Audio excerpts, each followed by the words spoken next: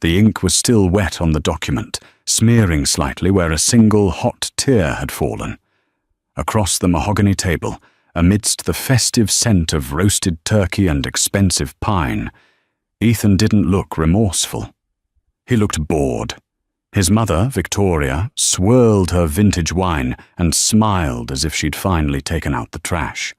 They thought they were discarding a burden, a broke, quiet girl who didn't fit their prestigious world. They had no idea that the signature Clara just placed on that paper wasn't a surrender. It was the trigger for the most brutal financial collapse their family would ever see.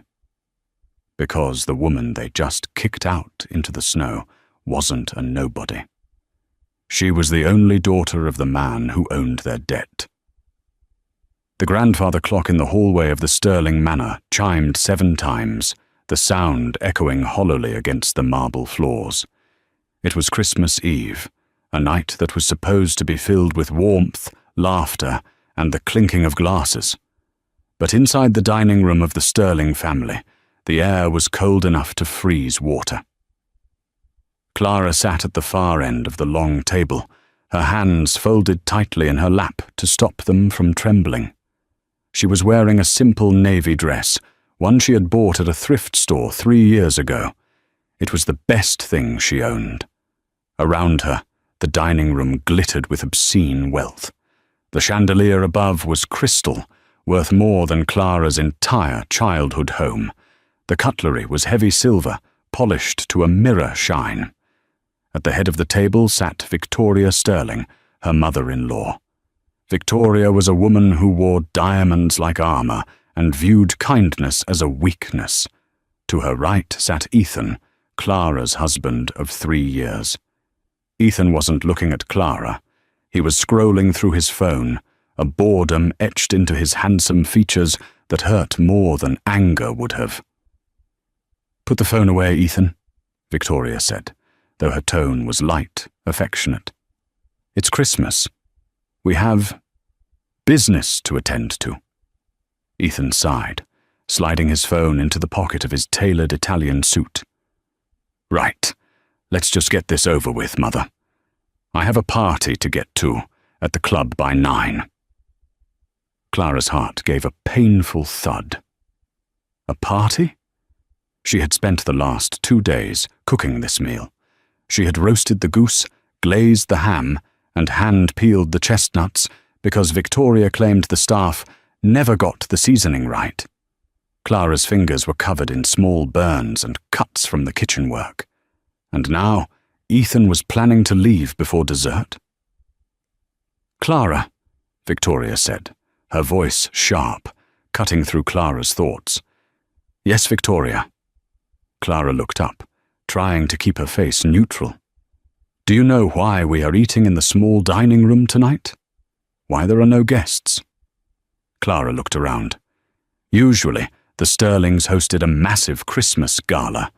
Tonight, it was just the 3 of them. I assumed you wanted a quiet family evening." Victoria let out a short, cruel laugh. She reached under the table and pulled out a manila envelope. She tossed it across the polished wood. It slid aggressively, stopping just inches from Clara's water glass. "We wanted a quiet evening, because we didn't want witnesses for the cleanup," Victoria sneered. "Open it." Clara's hands shook as she reached for the envelope. She knew what this was. Deep down, she had known for months. The late nights Ethan spent at the office. The smell of perfume on his collar that wasn't hers, something expensive, like Chanel No. 5, while Clara wore vanilla oil. The way they stopped inviting her to company events because she didn't have the look. She pulled out the papers. Petition for dissolution of marriage. The words seemed to swim before her eyes. "Ethan?" Clara whispered, looking at her husband. "On Christmas Eve?" Ethan finally looked at her. His eyes were cold, devoid of the love he had promised her 3 years ago, when she was just a struggling art student, and he was the rebellious son trying to prove he didn't care about money. That phase had ended quickly once his father died, and he inherited the CEO position of Sterling Dynamics. "It's the best time, Clara," Ethan said, his voice flat. "New year, new start. Ideally, without you." "I cooked your dinner," Clara said, her voice breaking. "I ironed your shirt for this morning. I've supported you when the board tried to vote you out last year. I stayed up with you every night when you were crying because you couldn't handle the pressure." "Stop being dramatic," Victoria snapped. "You were a placeholder, dear. Ethan needed a little charity case to make himself look grounded to the board of directors. A humble wife makes a CEO look stable. But now, Sterling Dynamics is about to close the biggest merger in tech history with the Thorn Group. Ethan needs a wife who fits the part. Someone with pedigree, not whatever you are." Victoria waved a hand at Clara as if she were a bad smell. "You're an orphan, Clara. No connections, no money, no family name. You are an anchor dragging my son down." Clara looked down at the papers. "You're divorcing me because I'm poor?" "We're divorcing you because you are irrelevant," Ethan corrected, taking a sip of his wine. "And honestly, it's embarrassing. I walk into galas and people ask who you are. You don't know how to talk to investors. You don't know how to ski in Aspen. You're boring, Clara." He reached into his jacket pocket and pulled out a pen, a Mont Blanc fountain pen Clara had saved for 6 months to buy him for their first anniversary. He tossed it onto the papers. "Sign it," Ethan commanded. "The settlement is generous. We're giving you $10,000. That should last someone like you a year or two." $10,000. Ethan spent that on a single bottle of scotch. Clara felt a tear escape, hot and humiliating, rolling down her cheek. She wiped it away furiously. She looked at the man she loved, the man she thought was her family. He wasn't seeing her. He was seeing a liability on a spreadsheet. "And if I don't sign?" Clara asked quietly. Victoria leaned forward, her eyes narrowing into slits. "Then we destroy you. We have lawyers who will drag this out until you are living in a cardboard box. We will sue you for emotional distress. We will invent stories about your infidelity. We will make sure you never get a job in this city again. Sign the papers, take the check, and get out of my house." Clara looked at the pen. She looked at the document. Inside her chest, something fractured. But it wasn't her heart breaking. It was her patience snapping. For 3 years, she had played the role they wanted. The quiet, grateful mouse. She had hidden her past, her true identity, because she wanted to be loved for herself, not for what her last name could buy. She wanted to know if Ethan loved Clara, the girl, or Clara, the heiress. Now she had her answer. She picked up the pen. The weight of it felt familiar. "You're right, Victoria," Clara said, her voice suddenly steady. The trembling in her hands stopped. She lifted her chin, looking directly into the older woman's eyes. "I don't fit in here." "Glad you finally have some self-awareness," Victoria scoffed. Clara uncapped the pen, and $10,000 is an interesting number. "It's more than you deserve," Ethan muttered. Clara signed her name. Clara V. She didn't write Sterling. She signed with her initial. She pushed the papers back across the table. "There," Clara said, standing up. She didn't touch the food she had spent all day preparing. "You have your divorce. Consider it my Christmas gift. I hope the merger with the Thorn Group goes exactly as you deserve." Ethan snatched the papers, checking the signature. He didn't notice the missing last name. He just saw the ink and smirked. Finally, "Get your things," Victoria said, waving a hand toward the door. "The driver will drop you at the bus station. We aren't paying for an Uber." "That won't be necessary," Clara said. She reached for her purse, a worn leather bag that sat on the floor. "I have a ride coming." "A ride?" Ethan laughed. "Who? The pizza delivery guy?" Clara didn't answer. She walked to the heavy oak doors of the dining room.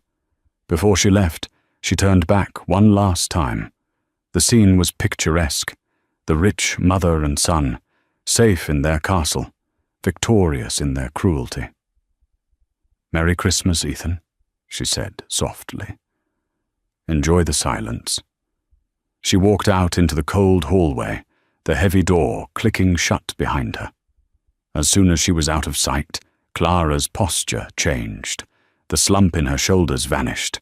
She pulled her phone from her pocket, a cheap burner phone she used around them, and dropped it into the trash can by the door. From the inner pocket of her coat, she pulled out a different phone. Sleek, black, satellite encrypted. She dialed a single number. It rang once.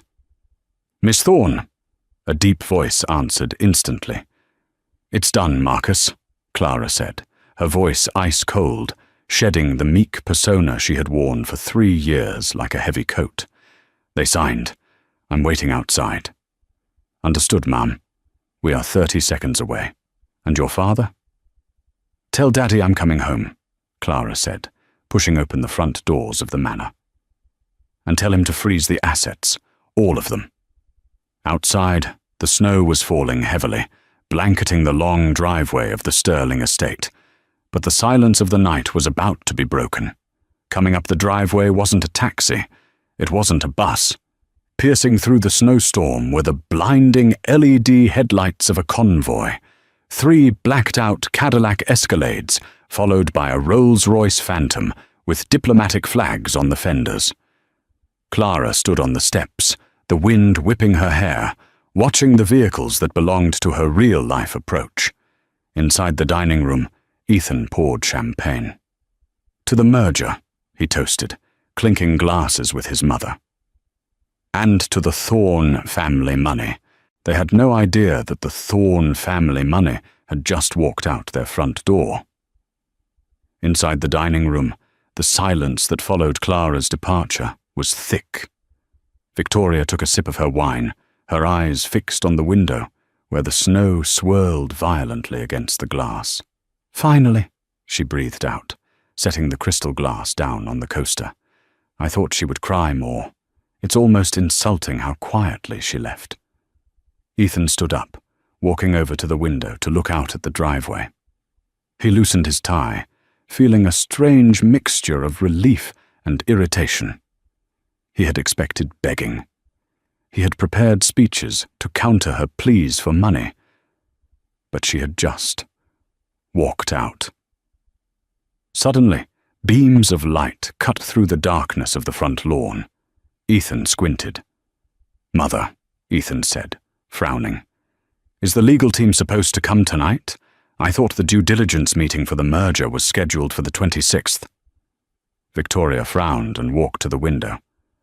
"No one is coming tonight." "Why?" "Look." They watched as the convoy of 3 black Cadillac Escalades and the massive Rolls-Royce Phantom pulled up to the front portico. The vehicles were imposing, taking up the entire circular driveway. They screamed power. They screamed authority. "My God!" Victoria gasped, her hand flying to her pearl necklace. "That's the Thorne family crest on the flags. I saw it in the dossier. That's Alexander Thorne's private detail." Ethan straightened his jacket, panic and excitement warring in his chest. "Why are they here? Do you think the old man came personally to seal the deal on Christmas Eve? Maybe he wants to test our commitment." "It has to be," Victoria said, frantically smoothing her dress. "He's known for being eccentric. Quick, Ethan. The door. Don't let him wait. If Alexander Thorne is here, we need to impress him immediately. Forget about Clara.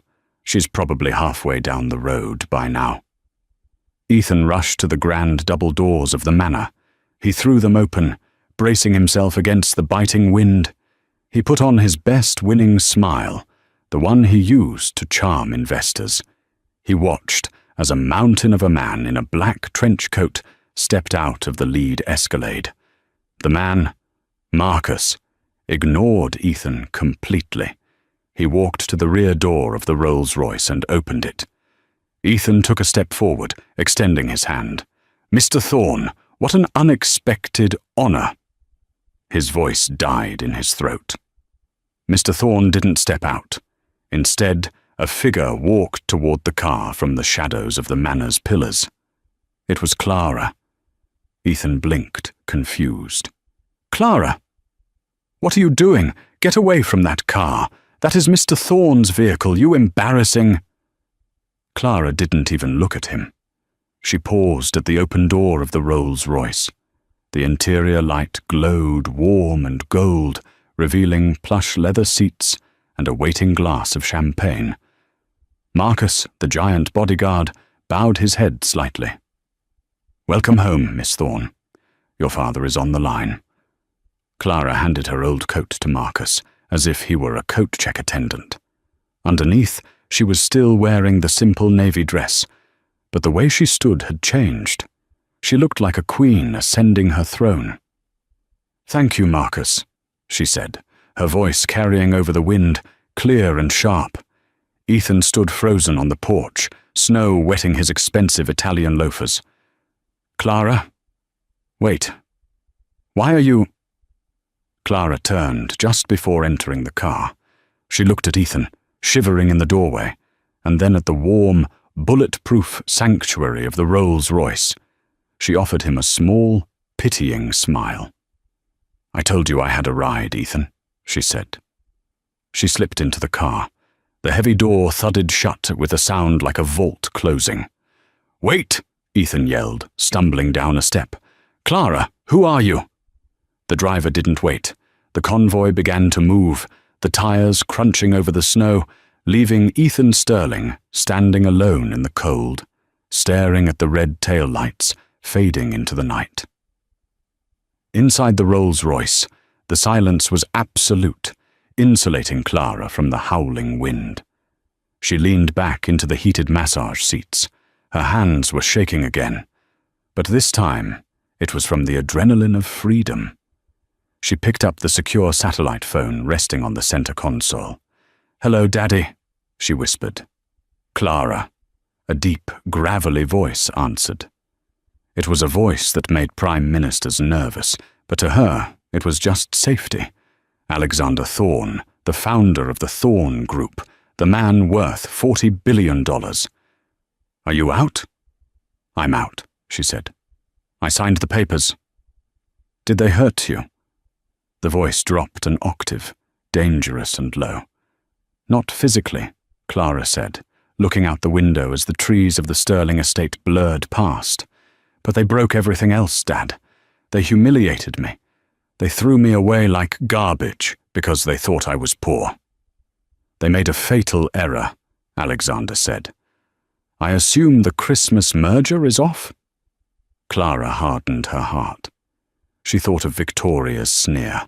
She thought of the $10,000 settlement check.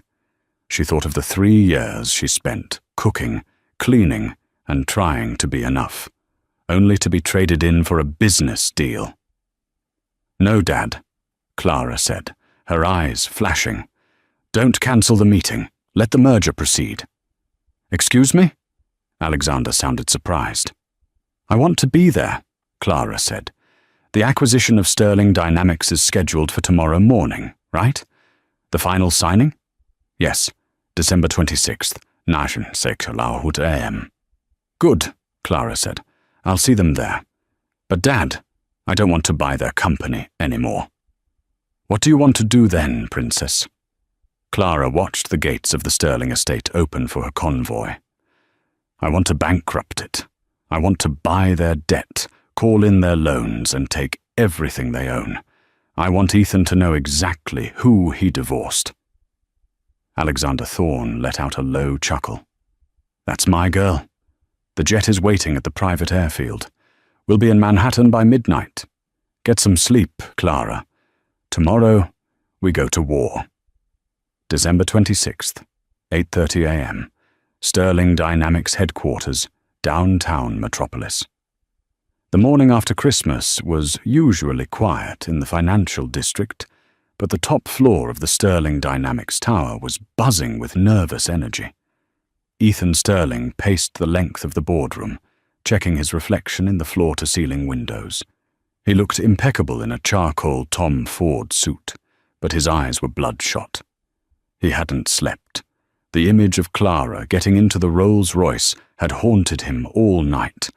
Victoria had convinced him it was a misunderstanding. She probably knows the driver, Victoria had argued over breakfast. Maybe she's dating a chauffeur. Don't be ridiculous, Ethan. Clara is a nobody. Focus on the merger. He tried to believe her. He had to believe her. Because if he didn't, the reality was too terrifying to contemplate. Sit down, Ethan, Victoria hissed from the head of the table. She looked regal in emerald green silk. You're making the board members nervous. The board of directors sat around the long oak table, murmuring amongst themselves. They were old money, men and women who cared only about share prices. The Thorn Group delegation is late, Mr. Henderson, the CFO muttered, wiping sweat from his bald head with a handkerchief. They are never late. They'll be here, Ethan said, projecting confidence he didn't feel. This deal is the crown jewel of their portfolio. They need our proprietary AI technology. Do they? Henderson asked nervously. Because I tried to access our bridge loan from their bank this morning to cover the end-of-year bonuses, and the system gave me an error code. Access denied, pending review. Ethan's stomach dropped. Just a glitch. It's a holiday weekend. I hope so, Henderson whispered. Because if that loan doesn't come through, Sterling Dynamics is technically insolvent by noon. Just then, the double doors of the boardroom swung open. The room went silent. Walked in was not the usual team of lawyers. 6 men in dark suits entered first, taking positions along the walls. They were security, but they moved like special forces. Then, Alexander Thorne walked in. He was in his 60s, with silver hair and eyes like flint. He walked with a cane, but he didn't look frail. He looked like he could bludgeon someone with it. Ethan scrambled to his feet. Mr. Thorne, what an honor. We expected your vice president, but to have the legend himself. Alexander didn't look at Ethan.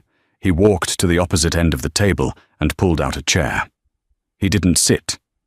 He turned to the door. Gentlemen, Alexander boomed, his voice filling the room. And Mrs. Sterling, I believe you know the new CEO of the Thorn Group's acquisition division. She will be leading this negotiation. Ethan frowned. She? A woman stepped into the room. The sound of Victoria dropping her porcelain coffee cup shattered the silence. It crashed onto the floor, spilling hot coffee over her expensive shoes. But she didn't move. She couldn't move. It was Clara. But it wasn't the Clara they knew. The thrift store dresses were gone. She was wearing a tailored white Chanel power suit that fit her like a second skin. On her wrist was a Patek Philippe watch worth more than Ethan's car. Her hair, usually tied back in a messy bun, was blown out in sleek, glossy waves. She wore red lipstick that looked like war paint. She walked into the room, the click of her heels sounding like gunshots in the silence. She walked right past Ethan. She didn't even blink at him. She took the seat at the head of the table, opposite Victoria. She sat down, opened a leather folder, and looked up. Good morning, Clara said. Her voice was calm, authoritative, and utterly unrecognizable from the timid wife of 3 years. Shall we begin? Clara, Ethan whispered, his face draining of all color. He looked like he was seeing a ghost. What is this joke? There is no joke, Mr. Sterling, Clara said coldly. She didn't call him Ethan. I am Clara Victoria Thorne, daughter of Alexander Thorne, and as of this morning, I am the majority shareholder of the debt your company owes." "That's impossible," Victoria screeched, standing up. "You're an orphan. You worked in a library. You have nothing." "I chose to live simply," Clara said, her eyes locking onto Victoria's. "I wanted to see if I could find a family who loved me for me, not for my father's checkbook. I wanted to see if I could build a life based on trust." She paused, letting the words hang in the air. "I found my answer yesterday at dinner," Clara continued, "when you handed me divorce papers because I didn't fit the image." The board members were looking back and forth between Clara and the Sterlings, horror dawning on their faces. "Mr. Thorne," one of the board members stammered, You knew about this?" Alexander Thorne smiled, a shark-like grin. "My daughter wanted a humble life. I indulged her. But when someone hurts my daughter, I stop being indulgent." Ethan fell back into his chair. "Clara, please, let's talk about this. In private. We're married. We can fix this." "Actually," Clara said, pulling a document from her folder, "we aren't." She slid the paper down the table. It was the divorce petition he had forced her to sign the night before. "You were in such a rush, Ethan," Clara said softly. "You wanted it effective immediately. My lawyers filed it at 8 a.m. this morning. The judge granted an expedited decree due to irreconcilable differences and the waiver of the cooling-off period, which you insisted on." She tapped the paper. "You are a single man, Ethan, which is fortunate because you're about to be a very poor one." "What do you mean?" Henderson, the CFO, squeaked. Clara opened a second file. "Sterling Dynamics has been leveraging its assets based on the projected merger with Thorne Group. You've borrowed heavily against your future stock price. You used the company pension fund to cover the operational costs of your private jets. And you, Ethan, used company funds to buy a penthouse in Miami last week. Is that correct?" Ethan couldn't speak. He was sweating profusely. "That is embezzlement," Clara stated. "We can explain," Victoria shouted. "It was an advance." "It doesn't matter," Clara said, closing the folder, "because the Thorne Group is withdrawing its offer to merge." Chaos erupted. "You can't do that," a board member yelled. "Our stock will tank." "It already has," Clara said, glancing at her watch. "I released a press statement 5 minutes ago announcing that the deal is dead due to financial irregularities discovered during due diligence. Your stock has dropped 40% in the last 4 minutes." She leaned forward, her voice dropping to a whisper that carried more weight than a scream. "I'm not here to merge with you, Ethan. I'm here to foreclose on you," she signaled to Marcus. "Get them out of my boardroom. The auditors are waiting downstairs." "You can't do this!" Victoria screamed, her composure finally shattering completely.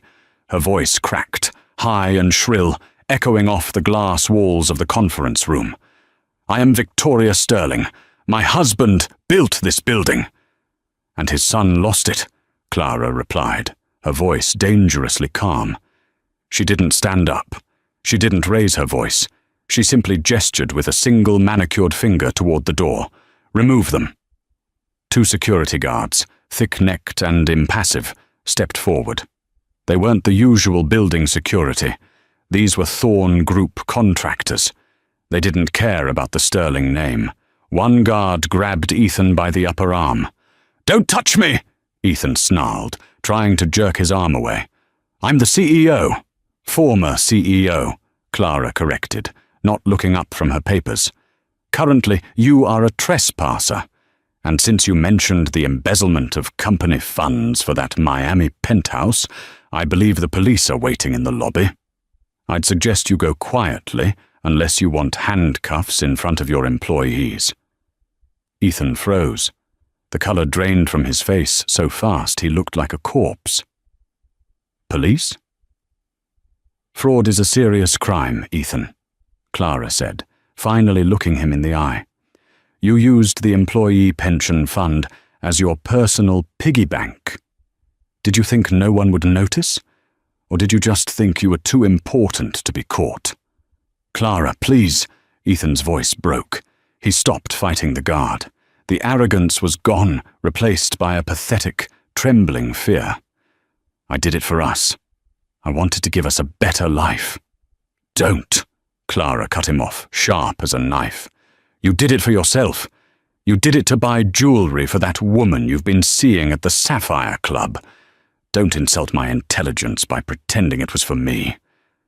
Ethan's mouth fell open. You knew? I'm a thorn, Ethan, Clara said, a small, sad smile playing on her lips. We know everything. Now get out. The guards shoved them forward. Ethan stumbled, nearly tripping over his own feet. Victoria was sobbing now, clutching her son's arm as they were marched out of the boardroom. The walk to the elevator was a gauntlet of humiliation. The glass walls of the executive offices meant that every employee, the secretaries Ethan had ignored, the junior analysts he had mocked, the janitors he never made eye contact with, saw them. They saw the great Ethan Sterling and the imperious Victoria Sterling being escorted out like common criminals. Heads popped up from cubicles. Whispers spread like wildfire. Phones were raised, cameras flashing. No photos, Victoria shrieked, shielding her face with her Chanel bag. I'll sue you all. Save your money for bail, Mom, Ethan muttered, staring at the floor. When the elevator doors opened in the lobby, the nightmare got worse. Clara hadn't just called the police. She had tipped off the press. A wall of noise hit them the moment they stepped onto the marble floor of the lobby. Flashbulbs erupted like strobe lights. Reporters shouted questions over one another. Mr. Sterling, is it true the company is bankrupt? Mrs. Sterling, comment on the allegations of fraud. Ethan, did you really divorce the daughter of Alexander Thorne on Christmas Eve? Ethan shielded his eyes, blinded by the lights. No comment. No comment. They pushed through the crowd, desperate to get to the curb where their driver, Jenkins, was usually waiting with the company limo. They burst out the revolving doors into the freezing December air. Jenkins! Ethan yelled, looking for the black Mercedes. Jenkins, get the car! But the Mercedes wasn't there. Instead, a tow truck was backing up to Ethan's personal Aston Martin, which was parked in the VIP spot. Jenkins was standing on the sidewalk, holding a box of his personal belongings. He looked at Ethan with a mixture of pity and resignation. Jenkins, open the door, Victoria demanded, rushing toward him. I can't, Mum, Jenkins said, shaking his head. I've been let go, and the cars, the bank ordered them repossessed 10 minutes ago. All company assets are frozen. What? Ethan stared at the tow truck driver, who was hooking chains to the bumper of his beloved sports car. Hey, stop! That's mine!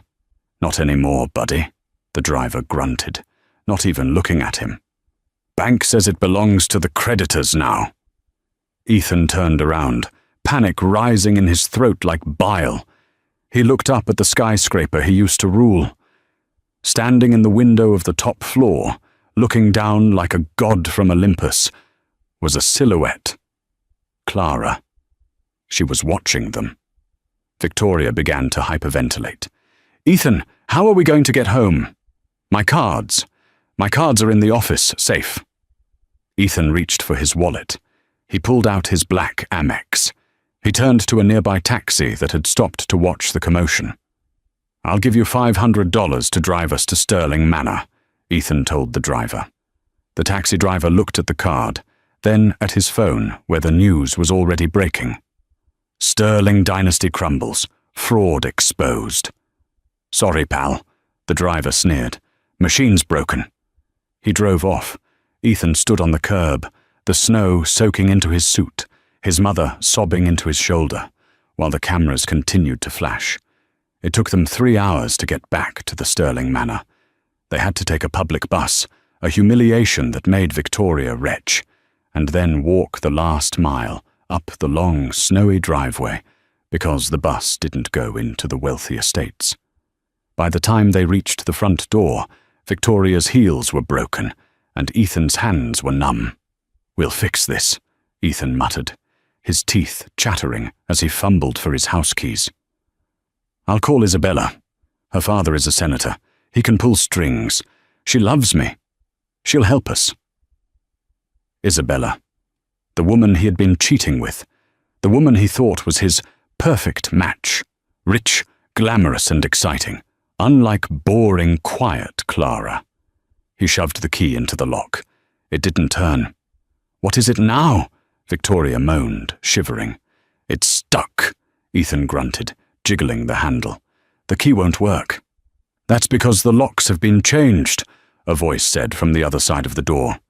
The heavy oak door swung open. Standing there wasn't the housekeeper. It was a woman in a red silk robe, holding a glass of wine. Ethan's eyes widened. "Isabella!" For a second, relief washed over him. "Isabella! Thank God! Did you hear? It's been a nightmare. Let me in, it's freezing." He moved to step inside, but Isabella didn't move. She leaned against the doorframe, a cruel smirk on her lips. "I don't think so, Ethan," she said lazily. "What?" Ethan stopped. "Babe, what are you doing here? How did you get in?" "I have the keys," Isabella said, dangling a new set of brass keys from her finger. "The new owner gave them to me." "New owner?" Victoria gasped. "This is our house." "Was," Isabella corrected. "Technically, the house belonged to the company. And since the company defaulted on its debt this morning, the primary creditor seized the assets, including this property." She took a sip of wine. "And the primary creditor, Miss Thorne, is very generous. She knew I was looking for a place to stay." Ethan felt like he had been punched in the gut. You know Clara?" Isabella laughed. It was a cold, harsh sound. "Ethan, darling, I work for Thorne Group. I've been the vice president of corporate espionage for 5 years." The world spun around Ethan. "What?" "You were a target," Isabella said, her voice dropping the sweet, seductive tone she had used for months. "We needed to know if Sterling Dynamics was actually profitable or just smoke and mirrors. Clara suspected you were cooking the books, but she needed proof. So she sent me." She looked him up and down with pure disgust. "God, it was easy. You were so desperate to feel like a big man. A few compliments, a few expensive dinners, and you told me everything. Where the hidden accounts were, how you were faking the audit reports. You spilled your secrets like a leaky faucet just to impress me." Ethan fell to his knees in the snow. You never loved me." "Love you?" Isabella scoffed. "Please, you're a narcissist with a mommy complex. I endured you for the bonus. And let me tell you, the bonus Clara just gave me? It bought me a very nice vacation to the Maldives." "You snake!" Victoria lunged at her, but Isabella simply stepped back and slammed the door in her face. Click. The deadbolt slid home. "Isabella, open this door!" Ethan screamed, pounding on the wood. "My clothes are in there. My watch collection." "I put a box on the back porch," Isabella shouted through the door. "Whatever fit in a garbage bag is yours. The rest is being auctioned." Ethan slumped against the door, sliding down until he hit the cold stone of the porch. He buried his face in his hands. "This can't be happening," he sobbed. "This isn't real." "Ethan," Victoria whispered. She was staring at her phone, which had just lit up with a notification. Her face was grey. "What now, Mother?" Ethan snapped. "It's a live stream," she said, her voice trembling. "From Clara." Ethan grabbed the phone. On the screen, Clara was standing at a podium. She wasn't in a boardroom. She was in front of a massive, dilapidated brick building in the poorest part of the city. the orphanage where she had grown up. Reporters were gathered around her. "Today," Clara spoke into the microphones, looking radiant and powerful, "I am announcing the dissolution of Sterling Dynamics. The assets of the company, which were built on fraud and greed, will be liquidated." She paused, looking directly into the camera lens. Ethan felt like she was looking right at him. The proceeds from the sale of the Sterling private estate, including the manor and the luxury car collection, will be donated entirely to the New Beginnings Foundation. This foundation will provide housing and legal aid for women who have been discarded and financially abused by their partners. The crowd cheered. "And," Clara continued, "we are renaming the Sterling Manor. It will no longer be a monument to vanity. Starting tomorrow, it will be the city's largest homeless shelter." Ethan dropped the phone in the snow, his family home, his legacy, a homeless shelter. "We have nowhere to go," Victoria wailed, looking out at the darkening sky. "Ethan, we have no money, no home, no friends." Ethan looked at his mother. The woman who had told him to divorce Clara. The woman who had called Clara a placeholder. For the first time in his life, he didn't see a powerful matriarch. He saw a bitter, old woman shivering in a ruined dress.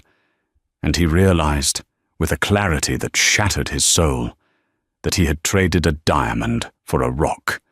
He had thrown away the only person who had ever truly loved him, the billionaire heiress who would have given him the world if he had just been kind. "Come on," Ethan said, his voice hollow. "Where?" Victoria asked. Ethan stood up and pointed toward the back of the house, where the garbage bags were waiting. "To the shed," he said. "It's the only place on the property that isn't locked. Maybe the police won't find us there until morning." As they trudged through the snow toward the garden shed, the snow began to fall harder, covering their tracks, erasing the Sterling name from the earth as if they had never existed.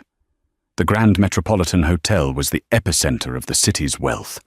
Tonight, the ballroom was bathed in golden light for the Phoenix Gala, the most exclusive event of the year. Tickets cost $5,000 a plate. In the back alley behind the kitchen, Ethan leaned against a dumpster, smoking a cigarette he had bummed from a dishwasher. He looked older than his years. His face was gaunt, the handsome features sharpened by malnutrition and stress. His once manicured hands were rough, the skin cracked from scrubbing pots. He adjusted his cheap, ill-fitting bow tie. He wasn't a guest tonight.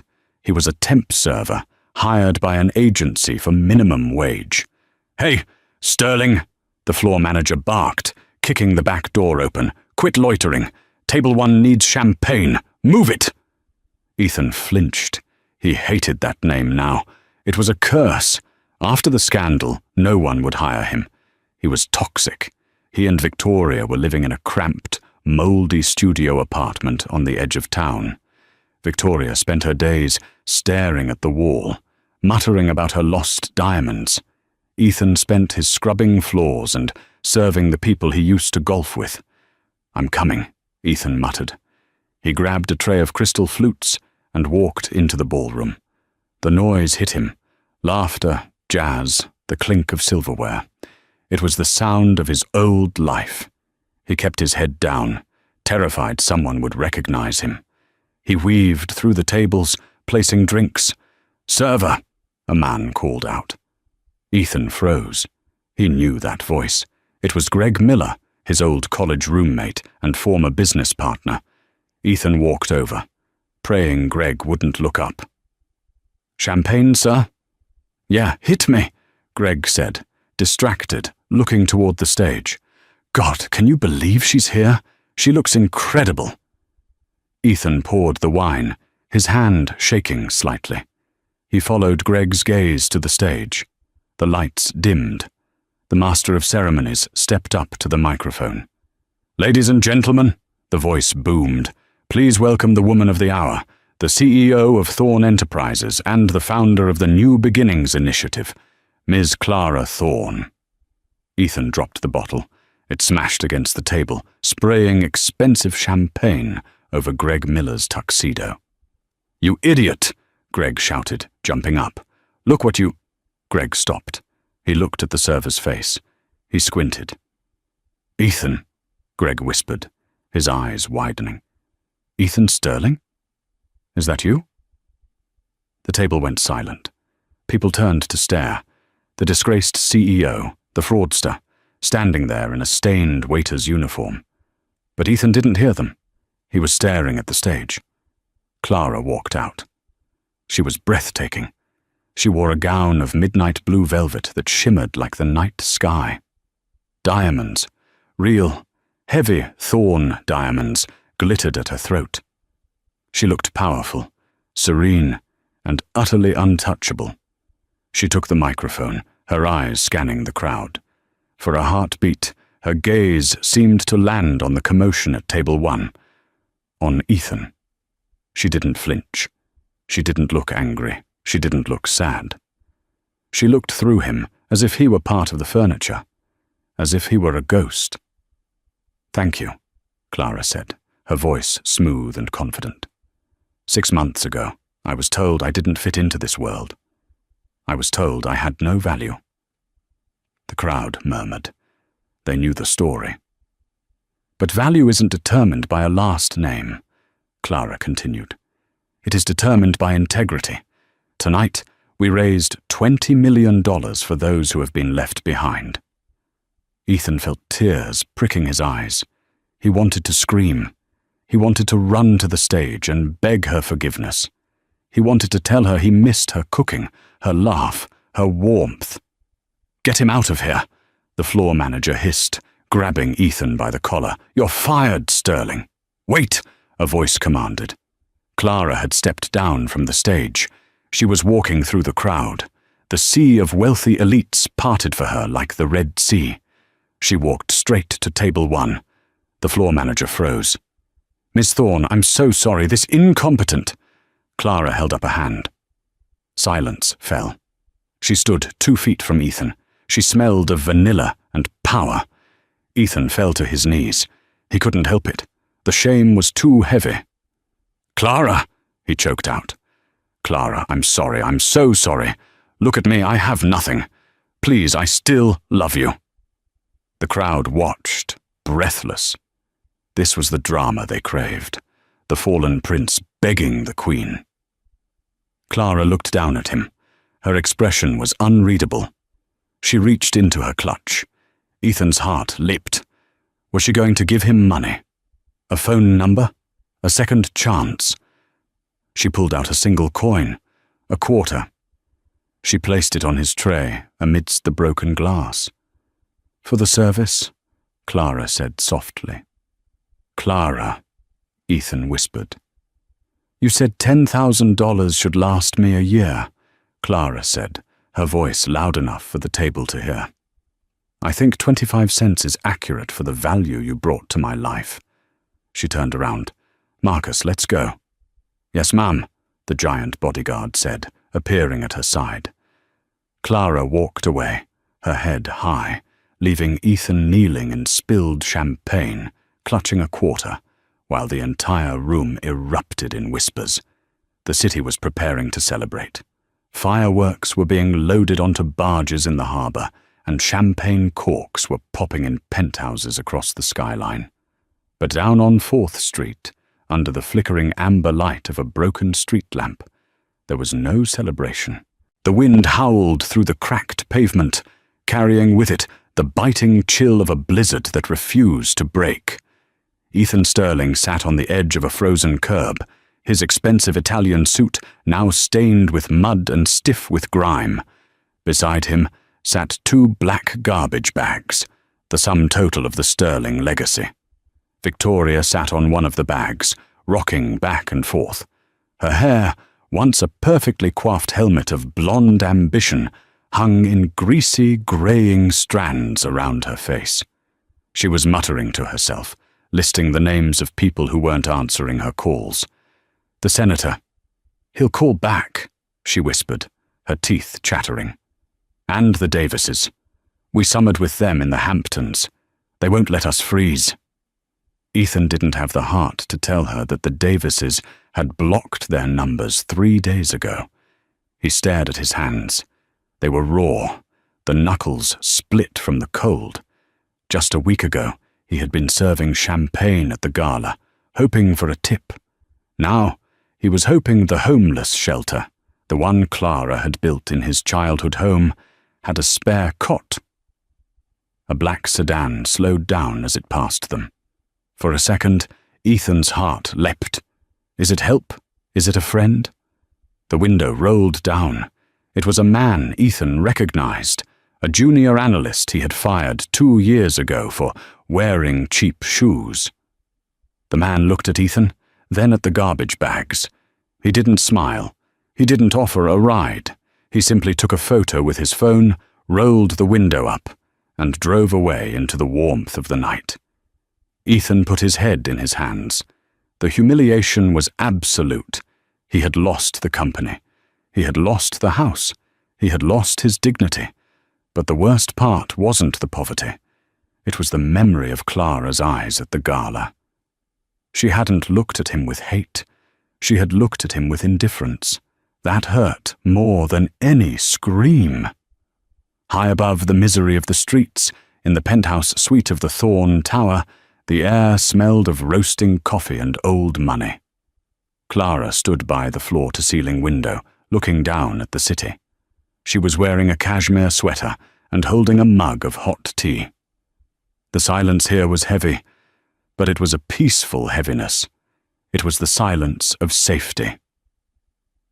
"The final audit is complete," a deep voice rumbled from behind her. Clara turned. Her father, Alexander Thorne, was sitting at his mahogany desk. The fireplace roared beside him, casting dancing shadows on the walls, lined with first-edition books. He looked tired but satisfied. "Is it done?" Clara asked quietly. "Completely," Alexander said, removing his reading glasses.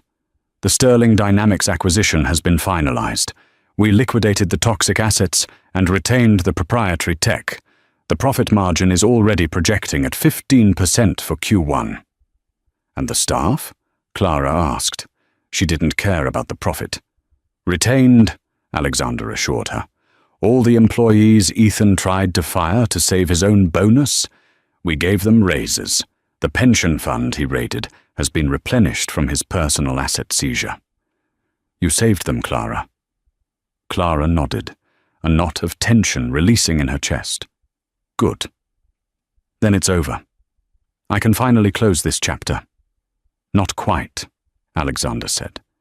He opened a drawer in his desk and pulled out a heavy, leather-bound portfolio.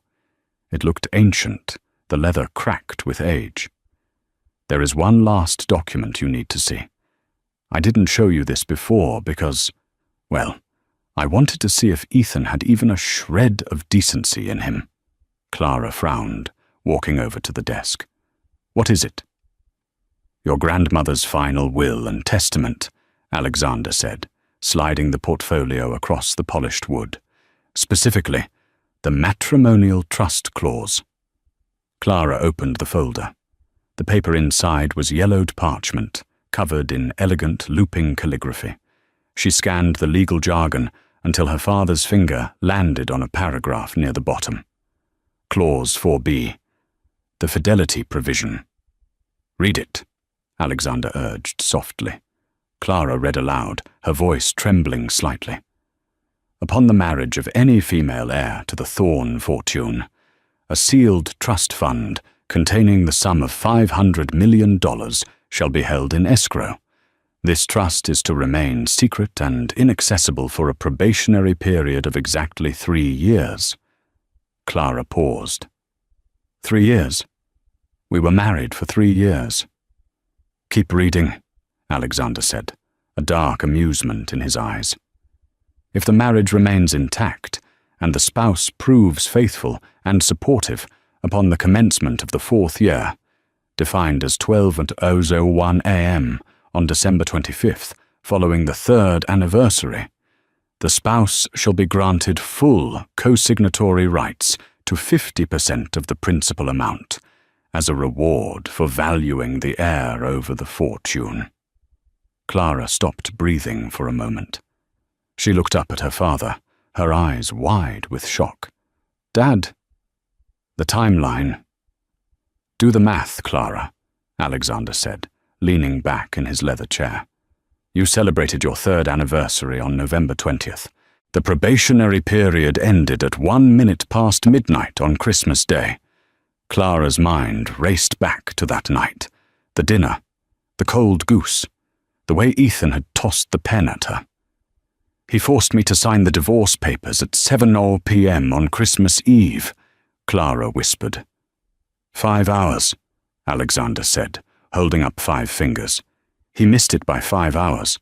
If he had just been kind, if he had just sat through that dinner, treated you like a human being, and waited until the sun came up to be a greedy monster, he would have woken up on Christmas morning with legal access to $250 million.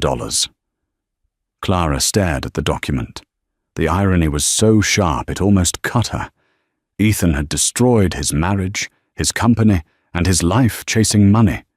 He had married her thinking she was poor, divorced her because she was holding him back, all while sitting unaware on a lottery ticket worth $500 million. "He never loved me," Clara said, her voice steadying. "Even if he had waited, he wouldn't have passed the faithful requirement. He was cheating with Isabella." "True," Alexander nodded. "But he didn't know we knew that. In his mind, he was 5 hours away from the greatest payday of his life, and he threw it away because he couldn't stand the sight of you in a thrift store dress." Alexander stood up and tossed the document into the roaring fireplace. "Greed makes men blind, Clara." He was so busy looking for gold in the distance that he didn't realize he was holding a diamond in his hand. They watched the paper curl and blacken in the flames. The fidelity provision turned to ash, just like the sterling name. Clara walked back to the window. Down below, the clock on the City Hall tower began to strike midnight. The first fireworks of the new year exploded in the sky, red, gold, and silver showers of light illuminating the darkness. "What happens to them now?" Clara asked, watching the celebration. "I bought the building they were renting," Alexander said casually. "The one with the mold. We're tearing it down next week to build a park for the orphanage. The eviction notice was served at 5 p.m. today." Clara looked down at the dark, cold streets.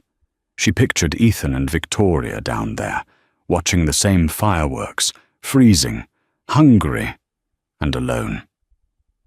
She reached into her pocket and pulled out the Mont Blanc pen, the one Ethan had thrown at her to sign the divorce papers.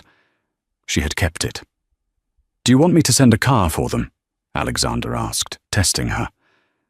"It's 10 degrees below zero." Clara looked at the pen. She remembered the insults. She remembered Victoria calling her a placeholder. She remembered Ethan laughing when she said she had a ride. She turned to her father and dropped the pen into the trash can by the door. "No," Clara said. "They wanted a life without me. I'm simply giving them exactly what they asked for." She turned back to the window, the fireworks reflecting in her eyes like war paint. "Happy New Year, Dad."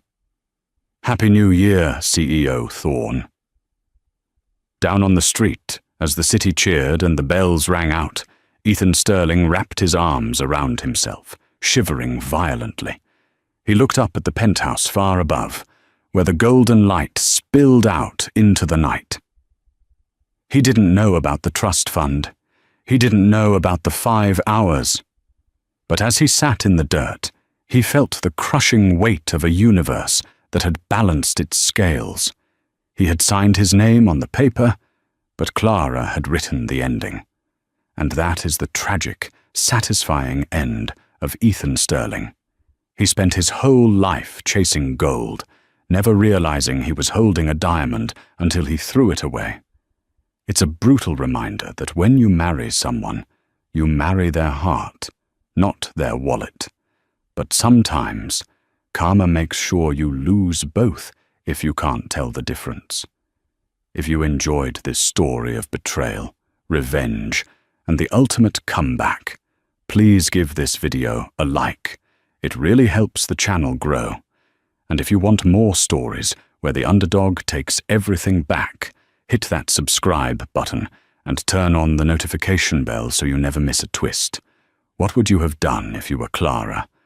Would you have given him a second chance, or was the quarter exactly what he deserved? Let me know in the comments below. Thanks for watching, and I'll see you in the next story.